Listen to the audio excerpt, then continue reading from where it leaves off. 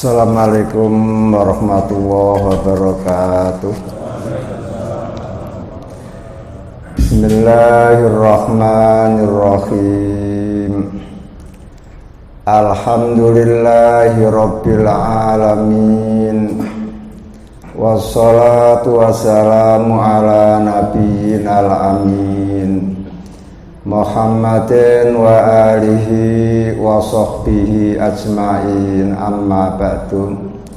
Hadirin Bapak Ibu jamaah sholat subuh rahimakumullah. Pagi hari ini saya akan membacakan surat Al-Lail, surat yang ke-92, ayat yang ke-14 sampai habis waktu. A'udzu billahi minasyaitonir rajim.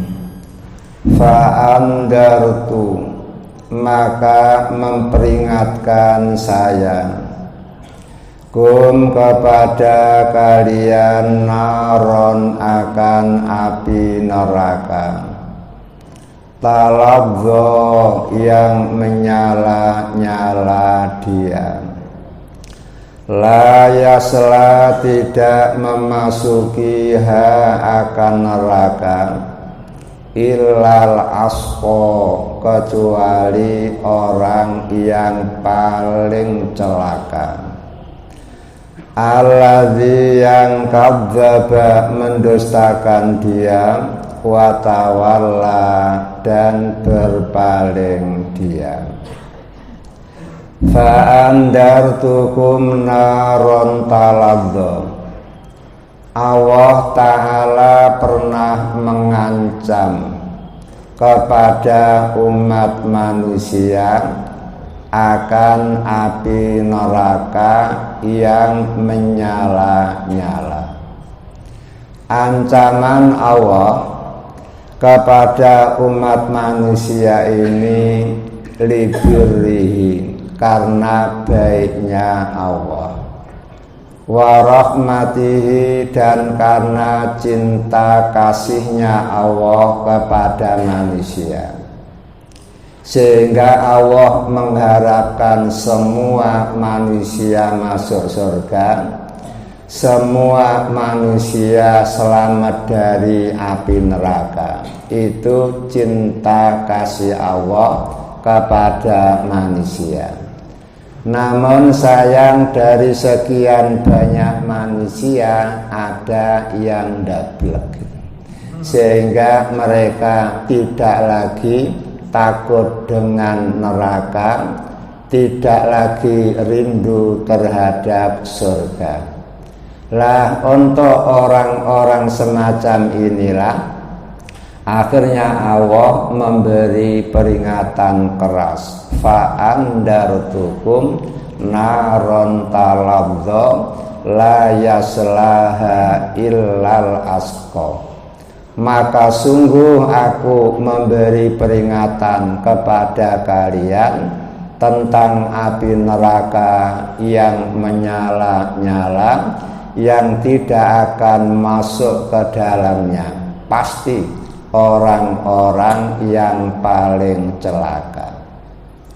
Setelah ayat ini turun, Nabi Muhammad langsung mengumpulkan umatnya, mengumpulkan sahabatnya, laki-laki, perempuan, anak-anak pun dikumpulkan semua. Kemudian Nabi berpidato. Masya Allah, pidatonya Nabi betul-betul keras, Pak. Saking kerasnya orang di pasar saja kedengaran. Ini menunjukkan betapa seriusnya peringatan-peringatan Allah ini. Jangan sampai ada umat manusia yang masuk ke dalam neraka. Saking seriusnya Nabi, sampai sorban Nabi jatuh di kakinya, Nabi Muhammad tidak sadar. Itulah seriusnya Allah, seriusnya Nabi memberi peringatan kepada kita tentang bahaya api neraka. Kemudian apa bahaya api neraka? Dijelaskan dalam surat An-Nisa, surat yang keempat, ayat yang ke-56. Allah mengatakan, innalladzina kafaru bi ayatina saufa nuslihim naro. Sesungguhnya orang-orang yang kufur terhadap ayat-ayat kami, terhadap syariat-syariat kami, terhadap hukum-hukum kami, terhadap informasi-informasi gaib kami, saufa nuslihim naro, mereka akan kami masukkan ke dalam neraka. Kullama nadijat juluduhum badalnahum juludan ghairaha. Setiap kulitnya terkelupas, kami ganti lagi dengan kulit yang baru. Setelah kulitnya baru dibakar lagi, terkelupas lagi. Setelah terkelupas diganti lagi dengan kulit yang baru. Setelah itu dibakar lagi, terkelupas lagi. Setelah diganti lagi dengan kulit baru, dibakar lagi, terkelupas lagi. Mungkin dalam hati panjenengan, ngapain Pak diganti? Kok tidak diteruskan saja penggawean itu? Lalar gawe. Ternyata Allah menjawab, liyadzukul adzab, agar mereka terus-menerus merasakan siksaan Allah. Ternyata betul manusia itu merasa sakit karena apa? Saraf-saraf kecil yang terletak antara kulit dan daging. Seandainya penghuni neraka setelah kulitnya terbakar lalu tidak diganti, mereka seneng. Karena apa? Dibakar tidak sakit, dipotong-potong tidak sakit, karena saraf-saraf kecil tidak ada. Padahal saraf-saraf kecil yang ada di antara kulit dan daging itulah yang menimbulkan rasa sakit. Kemudian untuk mengetahui gambaran neraka, Nabi Muhammad bersabda, Pak, besok pada hari kiamat ada manusia yang disiksa oleh Allah dengan cara berdiri di atas dua bara. Begitu kakinya tersentuh oleh dua bara itu, ia geli bihima dimagu, otak yang ada di kepala mendidih. Bayangkan Pak, persis seperti sengatan listrik Pak. Begitu tersentuh semuanya bergerak, merasa sakit. Padahal listrik itu termasuk api dunia, sementara api akhirat 70 kali lipat. Kalau orang tersentuh oleh aliran listrik sekitar 9 detik saja mati Pak. Kalau voltasenya 220 gitu. Lalu bagaimana kalau ditambah lagi kekuatan apinya 70 kali? Tentu otak yang ada di kepala mendidih. Kalau otak di kepala mendidih, bagaimana nasibnya usus yang ada di perut? Bagaimana nasib daging yang ada di paha, di kentol, dan seterusnya? Gara-gara itulah akhirnya dia merasa bahwa siksaan yang Allah berikan kepada dirinya itu merupakan siksaan asaddu yang paling berat. Ternyata dijawab oleh malaikat, siksaan itu adalah ahwanu ahlin nari azaban, siksaan penghuni neraka yang paling ringan. Jadi paling ringan saja bisa membuat otak menjadi mendidih. Lalu bagaimana dengan azabun sadidun, siksaan yang sangat pedih, azabun alimun, siksaan yang sangat pedih. Na'udzubillah.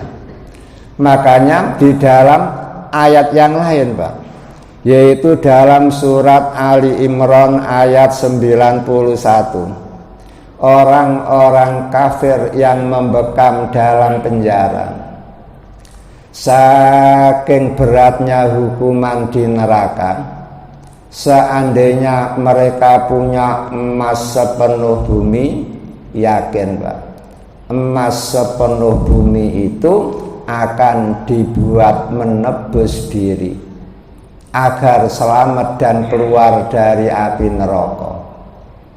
Ternyata gambaran mereka, angen-angen mereka diketahui oleh Allah.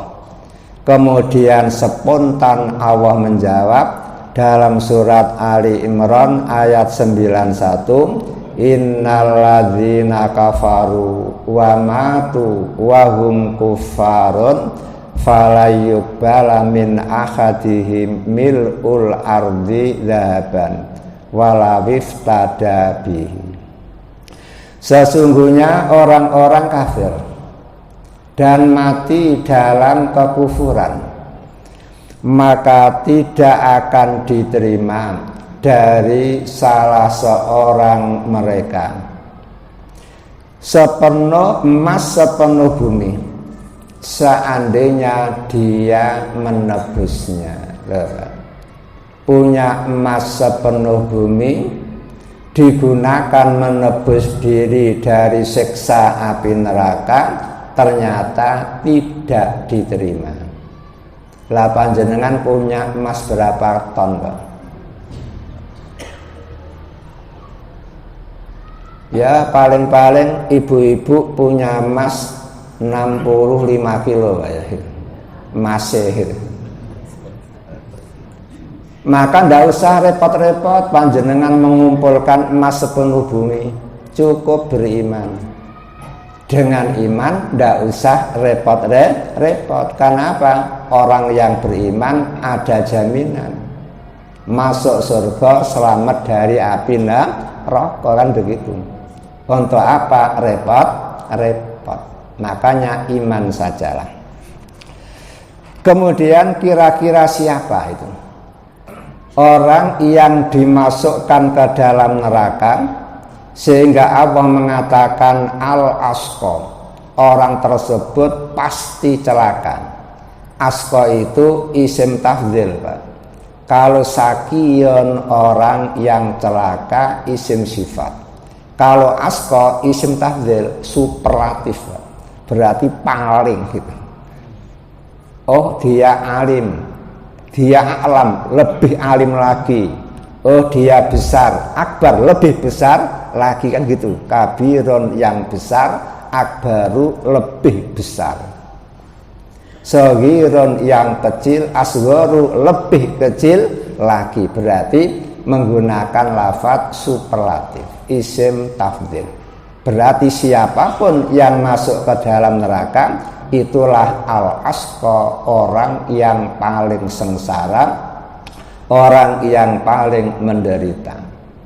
Lalu siapa mereka? Dijawab sendiri oleh Allah, alladzi kadzdzaba wa tawalla. Orang yang paling celaka gara-gara masuk ke dalam surga karena memiliki dua pekerjaan, punya dua sifat. Pertama, kadzdzaba, mendustakan. Berarti ini perilaku hati. Mendustakan apa itu? Mendustakan Allah. Mereka beranggapan bahwa Allah itu tidak ada, padahal Allah ada. Itu namanya mendustakan. Kemudian mendustakan apa lagi? Rububiyatihi, mendustakan kerububiyahnya Allah. Allah sang pencipta langit, bumi, matahari, rembulan, bintang, gumintang, semuanya adalah ciptaan Allah. Ternyata mereka tidak mempercayai. Dianggapnya jagat raya ini ada karena kebetulan. Dianggapnya jagat raya ini ada karena ada dengan dirinya sendiri. Itu namanya kadzdzaba. Kadzdzaba mendustakan sifatahu, akan sifat-sifat Allah. Sehingga mereka tidak percaya kalau Allah basirun, maha melihat.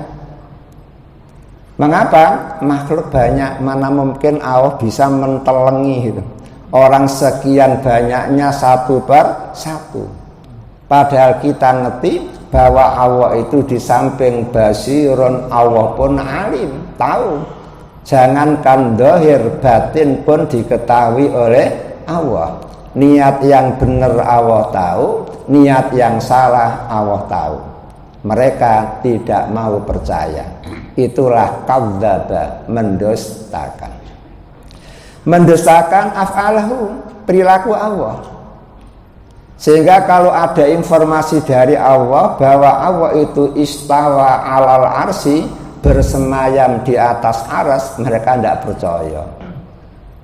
Mana arsnya Allah? Itu pun namanya kadzdzaba.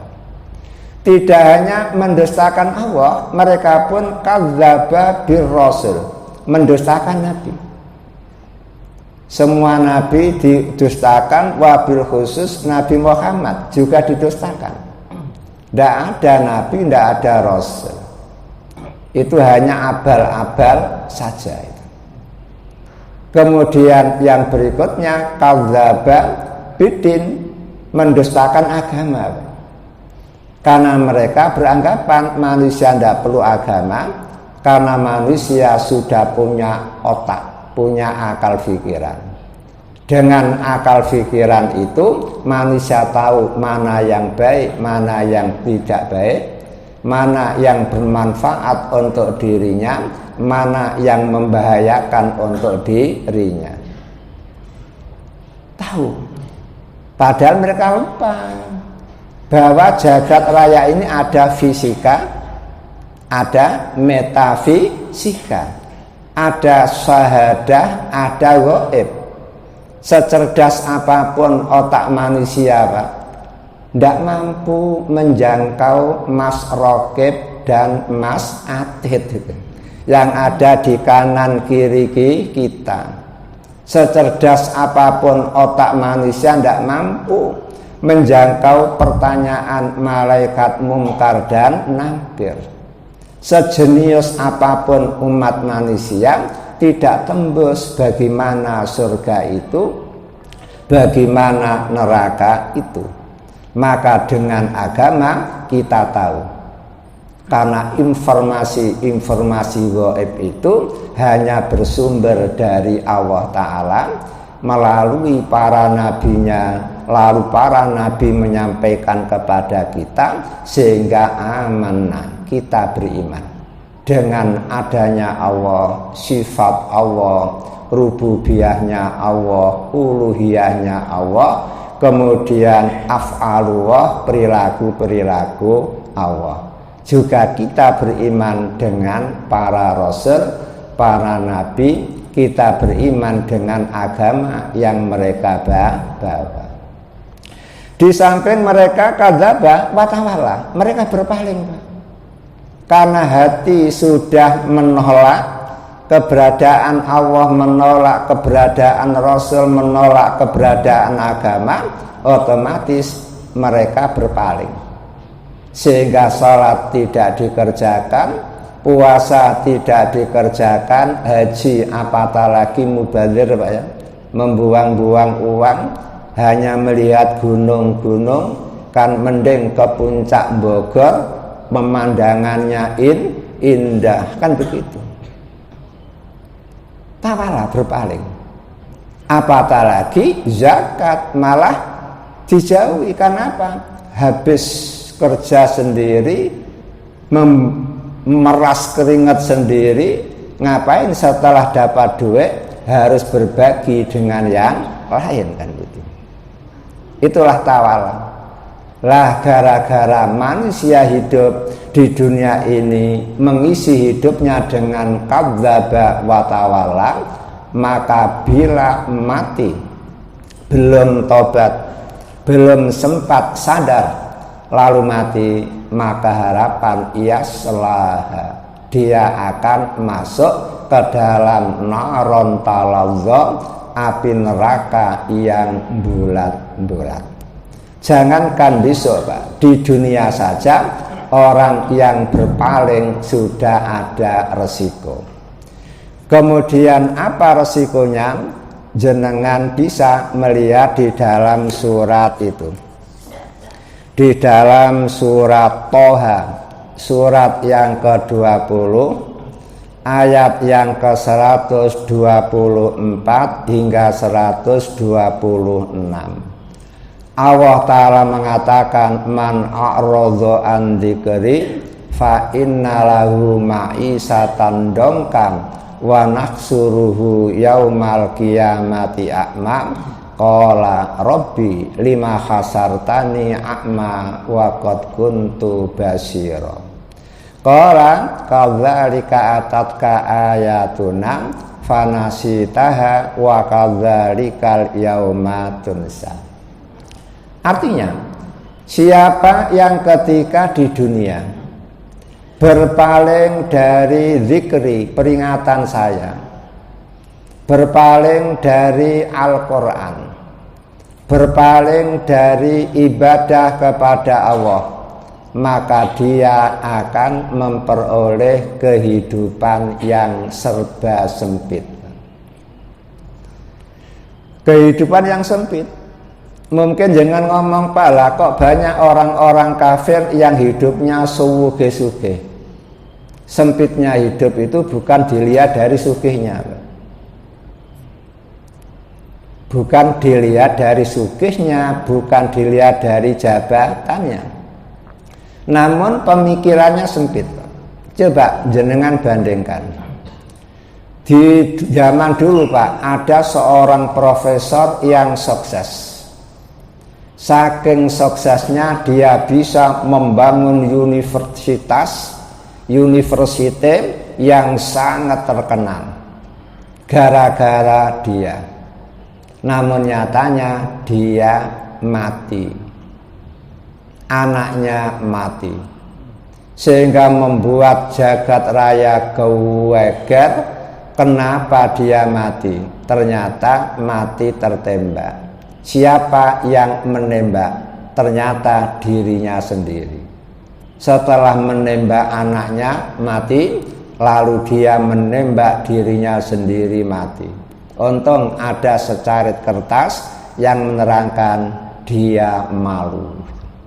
Bisa meminterkan orang, bisa mengantarkan orang menjadi doktor, menjadi profesor, namun gagal mendidik anak, karena anaknya itu skor otaknya berapa Pak?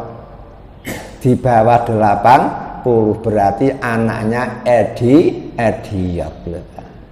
Malu, akhirnya bunuh diri. Coba bandingkan dengan sahabat Nabi. Ada seorang sahabat Nabi Pak, sampai cukup umur Pak, cari bojo tidak dapat Pak. Tidak dapat.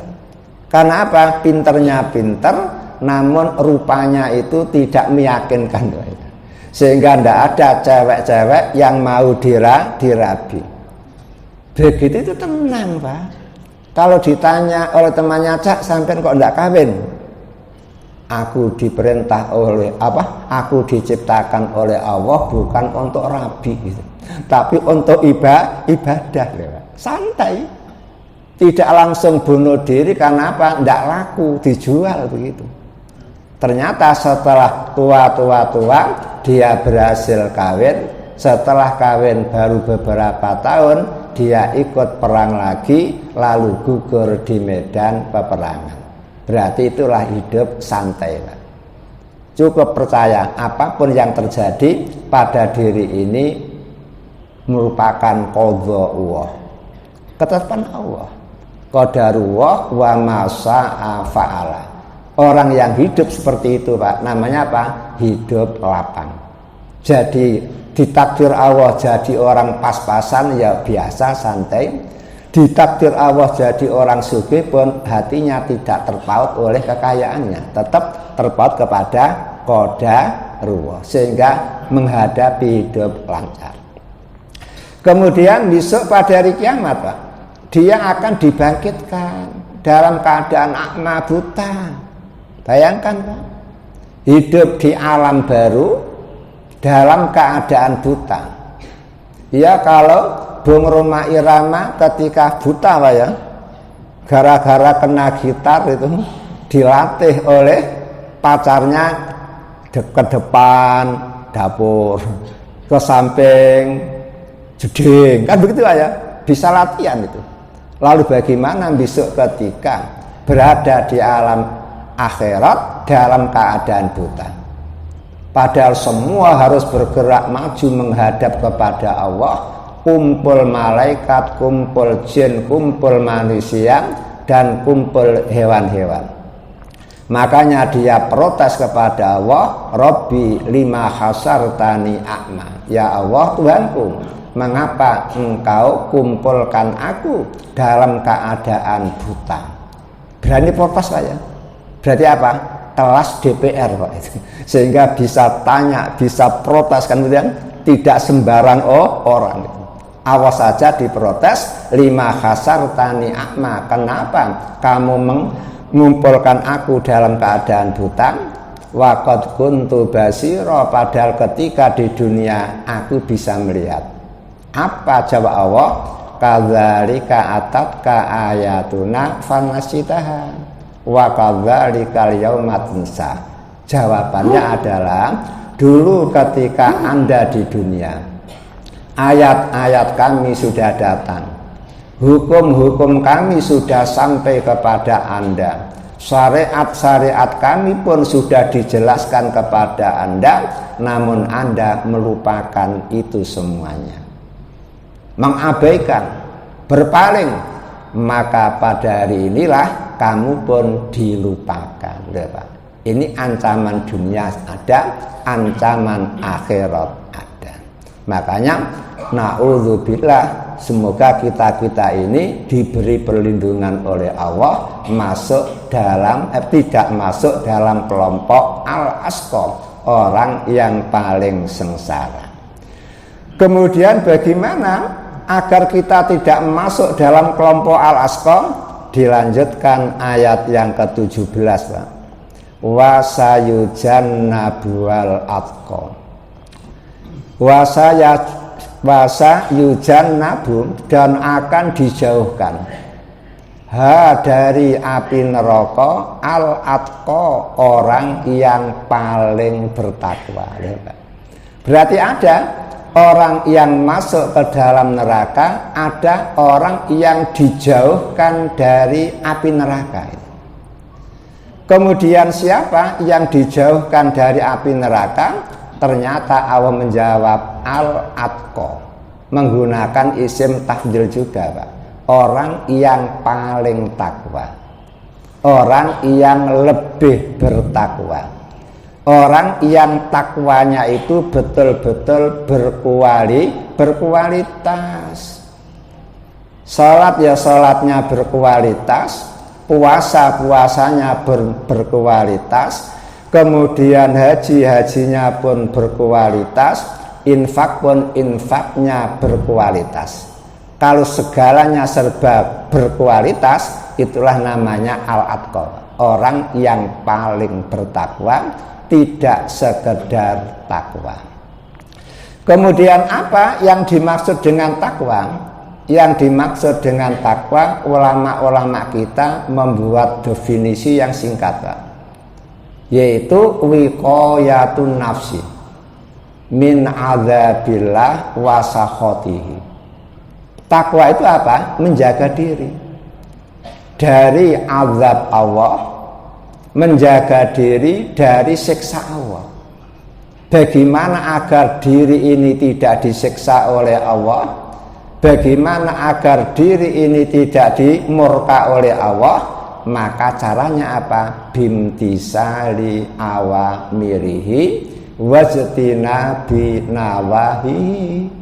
Dengan cara melaksanakan apapun yang diperintahkan oleh Allah. Kecil, walaupun kecil, kalau diperintahkan oleh Allah, oke, dikerjakan. Besar, berat, karena itu perintah Allah pun tetap dikerjakan. Wastina binawahihi, dan menjauhi semua larangan Allah. Larangan yang model apapun, kalau memang itu Allah yang melarang, dijauhi. Berarti singkat, untuk menyelamatkan diri, menjauhkan diri dari api neraka, cukup bertakwa. Dengan cara apa? Laksanakanlah semua perintah Allah, jauhi semua larangan Allah. Coba setelah panjenengan berislam berpuluh-puluh tahun, sudahkah semua perintah Allah jangan kerjakan? Berapa banyak perintah Allah itu? Sulit untuk dihitung. Namun masih banyak KUHP, Pak. Berapa KUHP? Undang-undang yang ada di KUHP, Pak. Wong ayat, Pak, yang berbicara tentang hukum itu hanya 581, Pak. Kalau nggak salah, Pak. Dari ayat sebanyak 6.236 ayat Al-Quran, Pak. Yang berbicara tentang hukum itu hanya sekitar 581. Itu pun diulang-ulang. Perintah sholat disebut berkali-kali, perintah zakat disebut berkali-kali. Berarti syariat Islam itu sangat amat sedikit. Namun kadang-kadang orang ngomel, opo-opo gak entuk, opo-opo gak entuk. Padahal undang-undang buatan manusia jauh lebih banyak. Begitu. Lah oleh karena itu, Pak, karena panjenengan ittaqwa, diperintah Allah untuk bertakwa, maka ada kaidah berbunyi al-amru bisai amrun biwasailihi. Menyuruh sesuatu berarti menyuruh pula wasilahnya. Karena panjenengan diperintah oleh Allah untuk bertakwa, berarti panjenengan pun diperintah untuk mempelajari, mencari apa saja sih perintah Allah, apa saja larangan Allah. Sementara perintah Allah, larangan Allah tidak di komik, tidak di majalah, tidak di koran-koran. Namun perintah Allah, larangan Allah berada di dalam Al-Quran dan hadis Nabi. Makanya panjenengan wajib untuk mempelajari Al-Quran, wajib mempelajari Al-Hadis. Sudah jenengan mempelajari Quran khatam, Pak, mulai dari Al-Fatihah sampai Anas, Pak. Bukan moco loh, Pak. Kalau membaca sehari semalam selesai gitu. Namun tadabbur, Pak,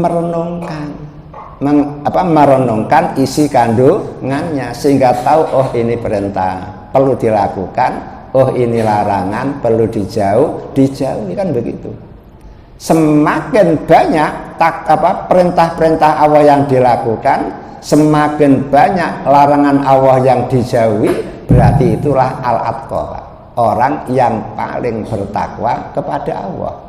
Sehingga orang yang bertakwa itu bertingkat-tingkat, lahu maratib, punya tingkatan. Berapa tingkatannya? Minimal 3, Pak. Hal ini bisa panjenengan lihat di dalam Al-Quran, Pak.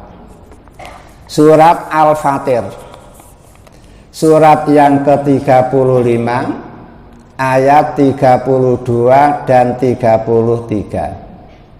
Allah mengatakan, summa awrasnal kitabal ladzina astafaina min ibadina Faminhum zalimun linafsi wa minhum muqtasid wa minhum sabiqum bil khairat biidznillah. Setelah nabi-nabi yang lain wafat sampai Nabi Isa pun wafat, lalu kami Allah mewariskan Al-Quran kepada hamba-hamba kami yang pilihan. Berarti pemilik Al-Quran adalah hamba pilihan Allah Ta'ala. Namun sayang, setelah mereka menjadi makhluk pilihan karena menerima Al-Quran, ternyata faminhum zalimun linafsi. Sebagian dari ahli Quran itu ada yang zalim terhadap dirinya sendiri. Wa minhum muqtasid, dan dari pemilik-pemilik Al-Quran ada yang sederhana, muqtasid, tengah-tengah. Wa minhum sabiqun bil khairat, dan sebagian dari mereka ada yang berlomba di dalam melakukan hal-hal yang baik. Ayat ini menggambarkan tingkatan takwa itu ada 3. Tingkatan orang-orang yang bertakwa itu ada 3. Pertama, zalimun. Siapa yang dimaksud zalimun itu? Ya orang Islam yang aktif melakukan ibadah, namun aktif pula Pak melakukan maksiat Pak. Sedekahnya gede tapi korupsinya gede juga. Umrohnya berjuta-juta kali tapi datang ke lokalisasi ya biasa.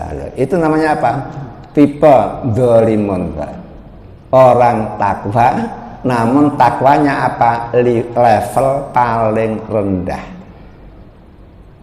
Insya Allah ya di sini tidak ada, yang ada di sana.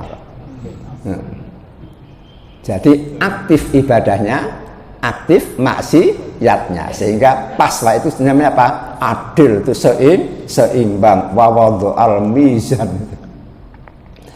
Kemudian level yang kedua Pak adalah muqtasidun Pak, orang Islam yang sederhana. Sehingga di dalam beragama itu dipilih Pak. Dipilih. Apa itu? Yang wajib-wajib saja dipenuhi, walaupun sunnah tidak sama sekali. Yang manhiyat, yang larangan-larangan saja yang dijauhi Pak. Yang makruh-makruh biasa, diterjang. Seperti apa Pak makruh Pak? Apa makruh? Ya, jangan menyebut yang masih khilaf ya. Makruh yang jelas dan apa? Tidur malam sebelum sholat Isya, itu makruh. Kemudian omong-omong biasa setelah sholat Isya. Jadi zaman Nabi dan zaman sahabat Pak, habis sholat Isya kalau tidak ada rapat takmir masjid Pak, langsung tidur Pak. Tidak mau cangkruk Pak, kecuali cangkruknya untuk ngaji, untuk hal-hal yang baik. Gara-gara itulah maka rata-rata sahabat Pak mesti tahajud. Karena apa? Habis jam 8 langsung mapan tidur. 9, 10, 11, 12, 1, 2 loh Pak, 6 jam sudah pegel Pak tidur itu. Sehingga rata-rata sahabat mesti tahajud. Karena apa? Tidak ada gangguan. Sekarang kan gangguannya banyak, TV ada, HP ada, sehingga sibuk gini-gini akhirnya tahu-tahu sudah 2 jam. Padahal 2 jam itu kalau digunakan maca Al-Quran 4 juz. Itu kan luar biasa. Kemudian yang ketiga Pak, sabiqun bil khairat. Orang Islam yang betul-betul semangat dalam melakukan kebaikan.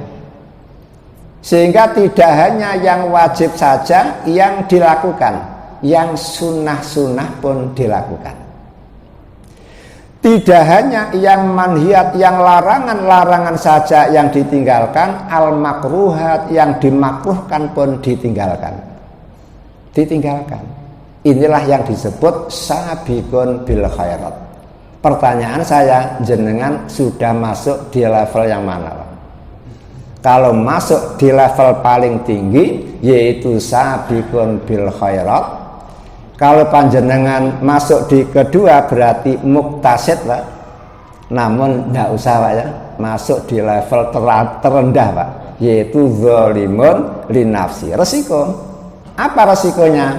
Besok pada hari kiamat, Pak, ketakwaan yang level 1, Pak, yaitu sabiqun bil khairat, ini yadkhulunal jannah bila adzabin wala hisabin, Pak. Langsung masuk surga, Pak. Tidak perlu menyetorkan NPWP, Pak. Tidak perlu diperiksa dan tidak perlu pula mampir ke neraka. Makanya di dalam hadis riwayat Imam Bukhari dan Muslim, Pak, ya, Nabi Muhammad selesai sholat jamaah subuh, kemudian Nabi Muhammad apa? Nabi Muhammad kultum.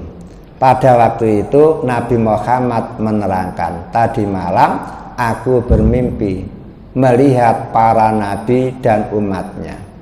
Ada seorang nabi datang menghadap Allah tanpa punya pengikut, Pak. Berarti dakwanya gak payu sama sekali, Pak. Bayangkan, nabi, Pak, kelas nabi. Makanya kalau panjenengan punya sekolahan kok muridnya sedikit, udah sedih, Pak. Nabi saja ada yang tidak payu, kan itu. Kemudian ada lagi nabi yang datang menghadap Allah hanya punya 2 pengikut. Kemudian ada pula yang ruhaitun, satu kelompok kecil, kurang dari 10, Pak. Kemudian ada lagi seorang nabi yang apa? Yang lumayan banyak.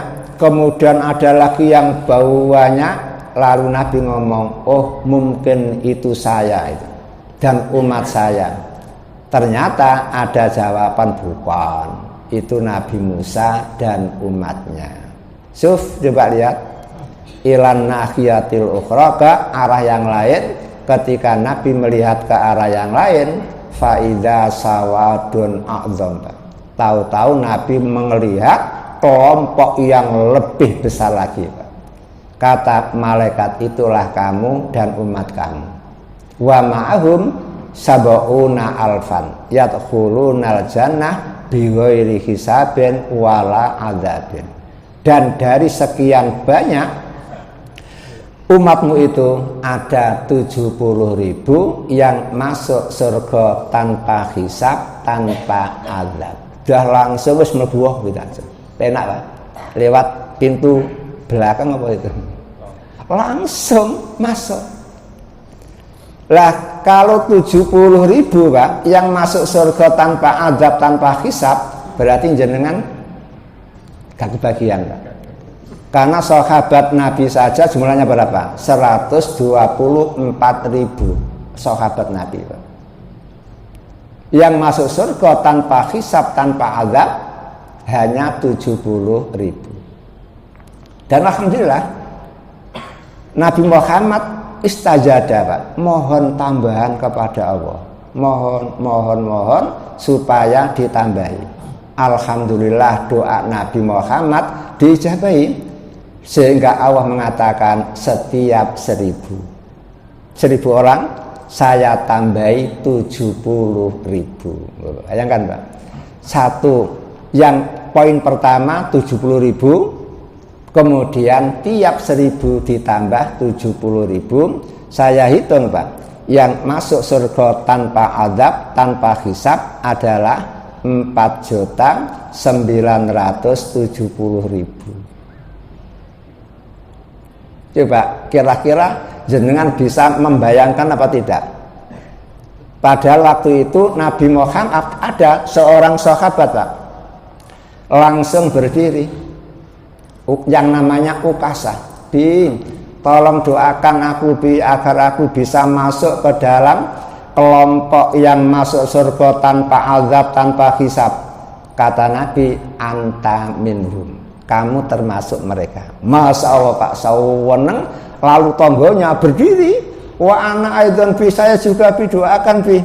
Kata Nabi, qad sabakoka aku ka ukasah. Oh, kamu kedahuluan dulurmu yang bernama Ukasah. Lemes. Lemes itu. Apa artinya Pak? Ya mungkin dia tidak punya potongan untuk masuk dalam level pertama itu. Atau mungkin juga litar kita salsul agar tidak bulat. Nanti kalau yang kedua berdiri, oh iya, yakin apa? Yang ketiga berdiri lagi. Akhirnya sak masjid berdiri semuanya, nanti kan menghabiskan waktu itu. Padahal materi belum selesai, ya Pak. Inilah enaknya Pak. Jadi level pertama al-atqah, orang yang ketakwaannya paling tinggi. Kemudian bagaimana dengan level yang kedua, muktasid, yang beribadah hanya pokok-pokoknya saja, yang wajib-wajib dikerjakan, walaupun sunnahnya tidak seluruhnya dikerjakan, yang larangan-larangan dijauhi, walaupun yang makruhat, yang dimakruhkan masih banyak diterjang. Maka insya Allah Pak, dia akan masuk di dalam hadis ini Pak. Di dalam hadis riwayat Imam Bukhari Muslim Pak, Nabi Muhammad mengatakan yudnal mu'min yaumal qiyamah mir rabbihim hatta yadha'a kanafahu alaihim fayuqarriruhu bidunubihim. Besok pada hari penghisapan ada orang mukmin dipanggil oleh Allah untuk menghadap. Setelah menghadap Pak, langsung dia ditutupi oleh Allah Pak, sehingga jenengan tidak bisa nginceng itu. Yang lain juga tidak bisa nginceng, hanya dia sama Allah berduaan. Pada saat itulah Allah mengatakan ata'rifu dan bakallah, wahai hambaku, apakah kamu masih ingat kalau kamu dulu pernah berbuat dosa seperti ini? Kemudian ata'rifu dan bakallah, apakah kamu masih ingat kalau kamu dulu pernah melakukan dosa seperti ini? Dijawab enggak. Ata'rifu dan bakallah, apa kamu masih ingat melakukan dosa seperti ini? Jawabannya enggak Pak. Tidak pernah nyangkal Pak. Tapi jangan sampai nyangkal Pak. Karena apa? Bahaya. Kalau jenengan kok melete itu ya, nyangkal, nanti Allah malah akan mendatangkan saksi itu. Wasahidin wa masfud. Bahaya. Makanya dia itu menang. Enggak ya Allah, ngakoni saja. Ngakoni. Lah setelah semuanya selesai ditunjukkan kesalahan-kesalahannya, dia itu punya anggapan Pak, halak tuh, pasti aku ini binasa. Karena ternyata dosaku terlalu banyak. Alhamdulillah, setelah semua dosa ditunjukkan oleh Allah, ternyata Allah ngomong qad satartuha alaika fid dunya. Wahai hambaku yang beriman, sengaja dosamu aku tutupi di dunia, sehingga tidak ada orang tahu kalau kamu pernah melakukan poin sehingga sekian poin dosa. Tidak ada yang tahu. Memang sengaja aku tutupi itu. Namun wa ana aghfiruha lakal yauma. Namun hari ini semua dosa kamu aku ampuni. Lihat, langsung Pak, dengkulnya sembuh Pak, samuratnya hilang itu. Setelah gemetaran itu, karena ditunjukkan semua kesalahan-kesalahannya, ternyata diampuni oleh Allah. Kemudian fayu'ta sahifatu hasanatihim, lalu rapot catatan amal Pak diberikan oleh Allah kepada dia. Makanya dia pun tetap masuk ke dalam surga, tidak perlu mampir dulu di itu kan begitu Pak. Ini enaknya Pak. Dan inilah yang disebut al-arad Pak. Hanya sekedar menunjukkan kesalahan, tapi tetap dihisab. tapi bila azabin tanpa siksaan. Ini level takwa yang kedua.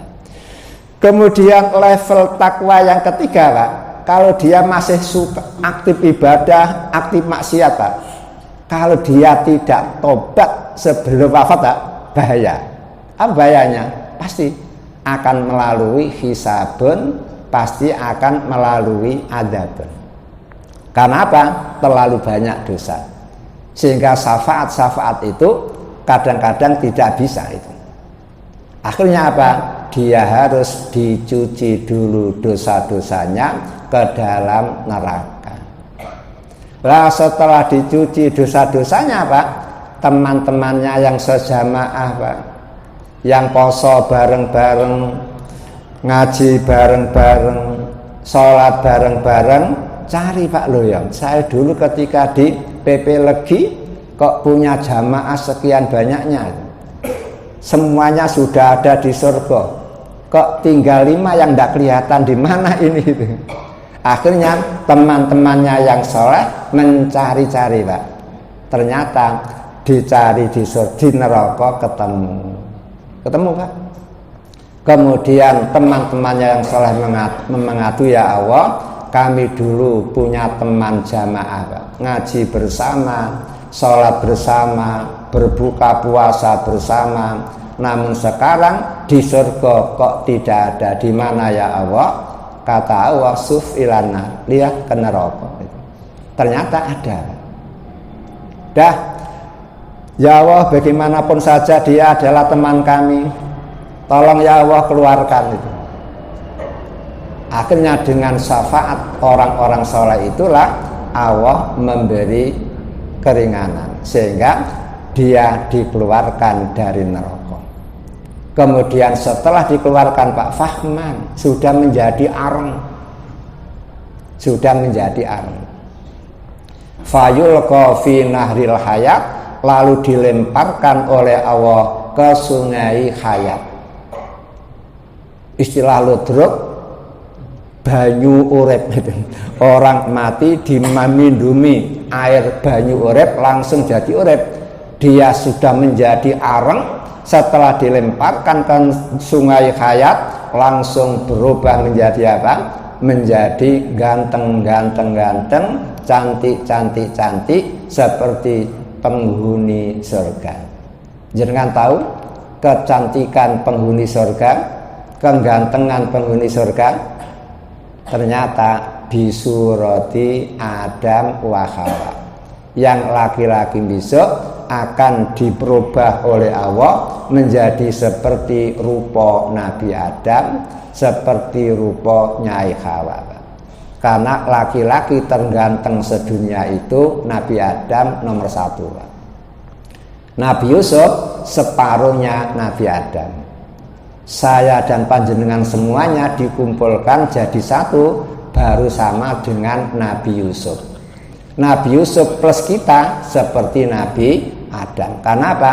Memang khalaqtuhu biyadi, kata Allah, aku yang menciptakan Adam dengan tanganku sendiri. Makanya gantengnya ngepop lah. Dan alhamdulillah waktu itu, Pak, cewek belum banyak, Pak, sehingga tidak ada yang ngerep, tidak ada rebutan.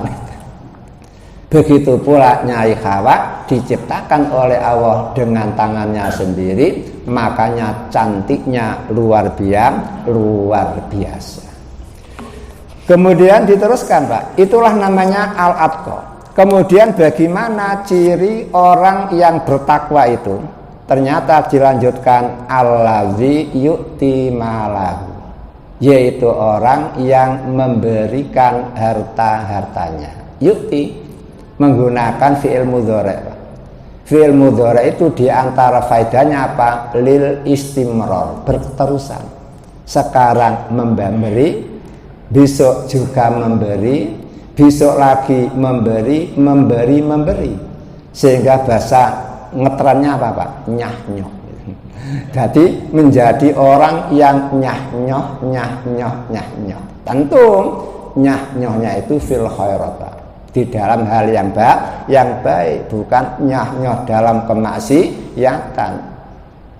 Begitu, itu ciri orang yang bertakwa. Sehingga setiap punya kelebihan rezeki selalu ingat kepada yang lain. Dan inilah yang menjadikan orang menjadi atqa, orang yang paling bertakwa. Makanya Nabi Muhammad sendiri pernah ketika jalan-jalan bersama sahabat Abu Dzar, Nabi Muhammad mengatakan, wahai Abu Dzar, seandainya aku punya emas sebesar bukit Uhud. Tahu ya bukit Uhud? Panjangnya 7 kilo, lebarnya 3 kilo, ketinggiannya hampir 400 meter. Kira-kira berapa ton? Kata Nabi, seandainya aku punya emas sebesar bukit Uhud, yakin akan aku habiskan untuk bersedekah dalam waktu 3 hari. Paling-paling aku akan ambil 1 dinar ursiduhu lidainin untuk persiapan nyaur utang. Bayangkan Pak, punya emas sebesar bukit Uhud akan dihabiskan untuk bersedekah dalam waktu 3 hari saja. Dan Nabi akan menyimpan 1 dinar saja ursiduhu lidainin untuk persiapan nyaur utang. Bok menowo itu punya utang. Mengapa demikian? Karena Nabi tahu innal aksarin humul aqallun yaumal qiyamah. Sesungguhnya orang yang banyak harta di dunia, mereka itulah al aqallun yaumal qiyamah, paling sedikit pahalanya di akhirat. Jadi paling banyak harta di dunia, mereka itulah yang paling sedikit pahalanya di akhirat. Illa man qala hakadza wa hakadza an yaminihi wa an simalihi wa fi amamihi wa fi khalfihi, kecuali orang yang banyak harta namun dia ngomong untuk ini sekian, untuk ini sekian, untuk ini sekian, untuk ini sekian, berarti nyah-nyoh. Lah orang semacam ini banyak harta di dunia, banyak pahala besok di akhirat. Namun Nabi melanjutkan Pak, wa qalilun ma, sedikit orang yang banyak harta dan nyah-nyoh. Yang banyak apa? Banyak harta namun pelitnya luar biasa. Jangankan untuk orang lain tidak pelit, wong untuk dirinya sendiri saja pelit. Butuhnya apa? Kepingin makan sate saja nunggu kepalanya ngeluh.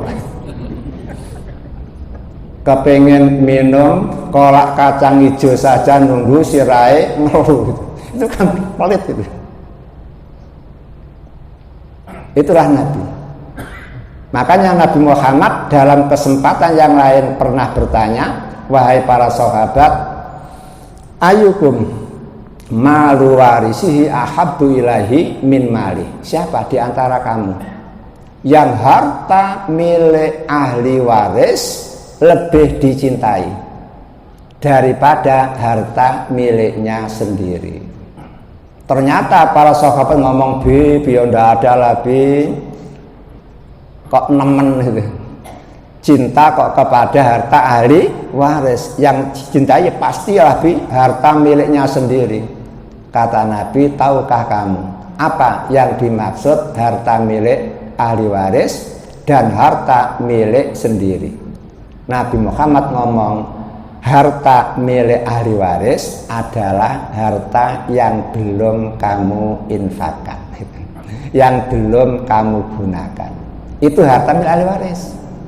Sementara harta yang sudah kamu pakai, kamu infakkan, itulah harta milikmu sendiri. Berarti rumah panjenengan itu milik ahli waris, Pak. Kemudian ATM jenengan yang isinya triliunan, Pak, ya itu. Kemudian panjenengan punya berangkas yang isinya emas latakan berkilo-kilo, 51 kilo itu. Itu juga milik ahli waris, Pak. Bukan milik kita itu. Yang milik kita apa? Yang sudah kita makan. Habis, Pak, ya. pakaian yang sudah rusak karena kita pakai terus, itu milik kita. Kemudian harta yang jenengan sodakohkan, itulah milik panjenengan sendiri. Makanya mumpung masih diberi rezeki banyak oleh Allah, maka cobalah qaddamat, jenengan kirim dululah uang itu kepada Allah Ta'ala, sehingga panjenengan menyusul. Itu yang bermanfaat. Sehingga yauma la yanfa'u malun wala banun illa man atawa biqalbin salim. Harta tidak ada gunanya pada hari kiamat, anak pun tidak ada gunanya pada hari kiamat, kecuali harta itu ditransfer terlebih dahulu sebelum kita mati. Artinya apa? Kita infakkan yang tidak perlu banyak, Pak. Yang penting rutin itu luar biasa. Karena waktu habis, cukup sekian dulu, Pak ya. Hadirin yang berbahagia, mari kita akhiri dengan doa kafaratul majelis. Subhanakallahumma wa bihamdika asyhadu an la ilaha illa anta astaghfiruka wa atubu ilaik. Walhamdulillahi rabbil alamin wal afu minkum. Assalamualaikum warahmatullahi wabarakatuh.